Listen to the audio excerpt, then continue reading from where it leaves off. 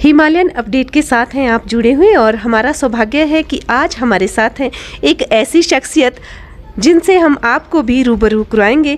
किसी परिचय की मोहताज नहीं है, डॉक्टर उषा बंदे मैम, स्वागत है आपका। आप हमारे साथ आप जुड़े हुए हैं और थोड़ा सा परिचय पहले मैं आपका देना चाहूँगी, जितने भी हमारे साथ लिसनर्स हैं या दर्शकगण जो जुड़े हुए हैं वो भी जान पाएँ आपके बारे में। डॉक्टर उषा बंदे सेवानिवृत्त प्राचार्य तथा भारतीय उच्च अध्ययन संस्थान शिमला की पूर्व अध्येता हैं आप, और शिमला के राजकीय कन्या महाविद्यालय में लगभग 3 दशक तक अंग्रेजी की प्राध्यापिका रहीं। सेवानिवृत्ति के पश्चात विश्व भारती विद्यापीठ शांति निकेतन में आपने विजिटिंग फेलो की हैसियत से आपको आमंत्रित किया गया था वहाँ पर। और अगर हम बात करें तो कनाडा और गैंसविल यूनिवर्सिटी फ्लोरिडा जो कि यूएसए में है, वहाँ भी आपने अध्यापन कार्य किया, तो ये बहुत ही गर्व की बात है। और बचपन से ही लेखन का शौक़ रहा है मैम को। पहली रचना हिंदी में नव भारत टाइम्स में प्रकाशित हुई थी। शुरू में कुछ कहानियाँ इन्होंने लिखी, लेकिन बाद में अंग्रेजी में साहित्यिक आलोचना, विवेचनात्मक अभिलेख, पुस्तक समीक्षा आदि की ओर इनका रुझान हो गया। अनुवाद में विशेष रुचि, मराठी से हिंदी, हिंदी से अंग्रेजी और साहित्य अकादमी के इंडियन लिटरेचर तथा समकालीन भारतीय साहित्य अनुवाद, हिमप्रस्थ, गिरिराज, विपाशा में भी अनुवादित कहानियाँ और मौलिक लेख आपके प्रकाशित होते रहे हैं।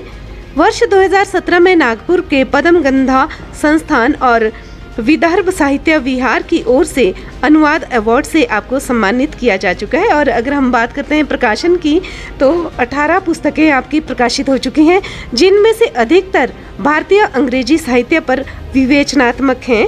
और अंग्रेजी में लिखी कहानियों का संग्रह a box of stolen moments, प्रेरणात्मक लेख संग्रह सेलिब्रेटिंग लाइफ, मराठी से हिंदी अनुवाद महकती बगिया, बच्चों के लिए लिखी कहानियों के आपके 3 संग्रह भी हैं, और forts and places of Himachal Pradesh रंगीन फोटो सहित कॉफ़ी टेबल बुक जो सह लेखक डॉक्टर हिम चटर्जी के साथ मिलकर आपने लिखी हैं, खास उल्लेखनीय है। और स्वागत है आपका कि आज आप जुड़े हैं। और आपको एक और ख़ास बात बताना चाहेंगे कि आज इनकी एक पुस्तक जो कि मेरे हाथ में भी है, चित्रा की चिट्ठी तथा अन्य कहानियाँ, इसका विमोचन यहाँ गेटी थिएटर में हो रहा है। और मैम हमारे साथ हैं, तो मैम से ही जानना चाहेंगे कि जो इन चिट्ठी तथा अन्य कहानियाँ, इसके विषय में आप थोड़ा सा हमें बताएं। चित्रा की चिट्ठी तथा अन्य कहानियाँ, इसमें मैंने कुछ कहानियाँ ली हैं जो मराठी से हिंदी में मैंने ट्रांसलेट की हैं और कुछ इंग्लिश से भी हिंदी में ट्रांसलेट की हैं। मैंने अकेली ने नहीं किया, कुछ कहानियाँ मेरी सिस्टर ने 2 की हैं और 2 कहानियाँ मेरी एक स्टूडेंट है अंशु कौशल, उसने भी की हुई हैं। एक और स्टूडेंट है, उन्होंने भी पार्ट ली, मैंने और उन्होंने मिलके तितली नाम की कहानी हमने ट्रांसलेट की है। इसके बारे में थोड़ा सा ये बताना मैं चाहूँगी कि इन कहानियों में कोई एक थीम नहीं है। ऐसे ही समय समय पे जो कहानी मैंने पढ़ी मुझे अच्छी लगी, चाहे वो मराठी में थी चाहे अंग्रेज़ी में थी, बैठे बैठे अनुवाद कर दिया, जर्नल्स मैगजीन्स वगैरह में भेजी, पब्लिश हो गई। मुझे अच्छा तब लगा जबकि मुझको इसकी अच्छी फीडबैक आने लगी, चिट्ठियाँ आई, कुछ फ़ोन आए, तो अच्छा लगा बहुत मन में। फिर मैंने एक दिन मन में सोचा, ये इतनी कहानियाँ हो गई है, इनका अगर मैंने संकलन नहीं किया तो ये ख़त्म हो जाएगी, काल के गर्त में चली जाएंगी। कौन मैगज़ीन कौन रखता है, तो रद्दी में बेची जाती है। तो ऐसे मेरे को लगा, मेरी अनुवाद तो इतना वो नहीं है, चाहे मेरे को लगा, और जिसकी कहानी की है वो कहानियाँ अच्छी हैं, उनकी कहानी को क्यों मैं डैमेज करूँ। तो मैंने ये पुस्तक निकाल दी। तो ऐसे भी सोचती, इसमें कोई ऐसी एक थीम नहीं है, अलग अलग है। कल्चर की बात है, सब कल्चर की बात है, माइक्रो कल्चर की बात है, सब कल्चर के बीच में और एक सब कल्चर की बात है, ऐसी कहानियाँ इसमें है। जी, कहानियाँ प्रकाशित की हैं, तो ये एक प्रेरणा आपको मिली है या आपने जो अन्य भाषाओं में पढ़ी उनको ट्रांसलेट किया है, एक बहुत ही अच्छी बात है। और मेरा सौभाग्य है कि आज आपसे रूबरू मैं भी हो रही हूँ और अपने दर्शकगणों को भी करवा रही हूँ। और एक और बात कहना चाहूँगी, आपकी कहानी जो मैंने पढ़ी है वागीशा में, तो उसे पढ़कर लगता नहीं है कि जैसे जितने और भी कहानीकार हमारे बीच में हैं, आप उनसे बहुत ही ज़्यादा ऊपर है और इतने मतलब डाउन टू अर्थ आप हैं। तो ये मतलब आप आपकी एक महानता ही है कि इतना कुछ आपने साहित्य की दुनिया में लिखा है। नेशनल लेवल पर नहीं, इंटरनेशनल लेवल पर भी आपकी ख्याति आपकी कहानियों की वजह से है। तो और आपको बधाई देना चाहते हैं, बहुत बहुत मुबारकबाद देना चाहते हैं। आपकी जो ये पुस्तक है इसका लोकार्पण हो रहा है और लोगों के मध्य में जब जाएंगे, हमारे पाठक इसे पढ़ेंगे तो निसंदेह आपको और भी चिट्ठियाँ आती रहेगी जो सराहेंगे आपकी कहानियों को। जी, कुछ और कहना चाहेंगे आप? ये कहानियाँ मेरी नहीं हैं, ट्रांसलेशन मेरा है। इसमें से 2 कहानियाँ शायद मेरी अंग्रेज़ी में लिखी हुई, मेरी सिस्टर ने उसको ट्रांसलेट किया हुआ और एक मेरी अंशु कौशल ने किया, मेरी स्टूडेंट है। तो इसलिए कहानी का क्रेडिट मैं नहीं लूँगी। हाँ, ट्रांसलेशन का ज़रूर लूँगी अगर जिसको ट्रांसलेशन ही अच्छा लगता है। मुझे लगता है कि हिंदी का ट्रांसलेशन अच्छा ओरिजिनल सा लगता है वो। और मैं एक और बात कहना चाहूँ, कहानी लिखने में बड़ा करेज चाहिए जी, बहुत करेज चाहिए। हमारे पास आइडियाज़ तो आते हैं मगर कई बार उनको रखने में डर लगता है ये होता है, ये मेरे साथ होता रहा।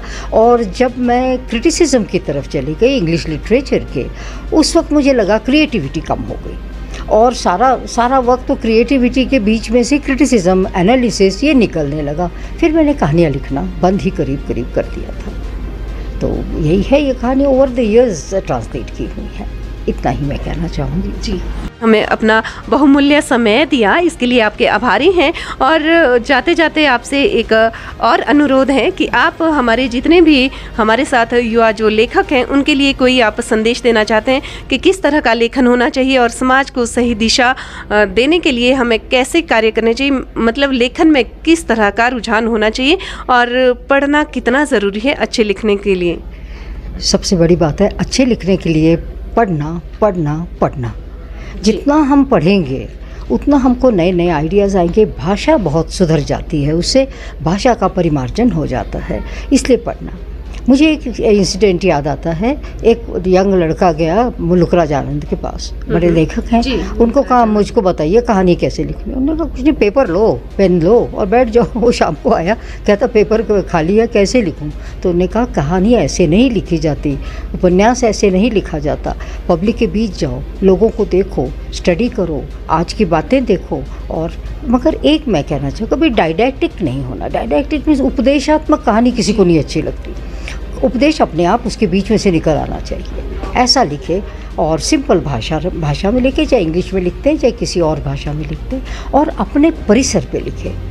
तो मैं जैसे अब शिमला में हूँ तो मैं शिमला को लिख सकती हूँ, मगर मैं अगर आपको लेंगे हिमाचल के बिल्कुल गहरे कल्चर में मैं जाऊँ तो शायद मैं वहाँ पे फंबल कर जाऊँ। इसीलिए मैंने फोर्ट्स एंड पैलेसेस या हिमाचल की जो यात्राएं की हैं उनका वर्णन ज़रूर किया है, क्योंकि उसमें हम देखते हैं और आप एज ऑनलुकर देखते हैं तो मेरे को अच्छा लगता है। जी, संस्मरण आपने लिखे, उसके संस्मरण लिखे।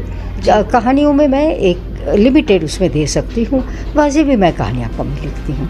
तो ये मेरा कहना है। और बच्चे हैं, लिखेंगे, आज की बातें वो करेंगे, हमको बहुत अच्छा लगेगा। हमारी बातें तो पुरानी हो गई हैं जी, देखिए आपके अनुभव हैं वो हम लोगों का मार्गदर्शन करेंगे, और बातें जो आपकी है पुरानी नहीं है, वो ग्राह्य है। और बहुत कुछ हमारे जो हमारे साथ दर्शकगण हैं वो भी जुड़े हुए हैं, वो भी सीखेंगे आपकी बातों से। बहुत बहुत धन्यवाद, आपने हमें समय दिया। और जितने भी लोग हमारे साथ यहाँ जुड़े हुए हैं उनका भी धन्यवाद करना चाहेंगे। धन्यवाद।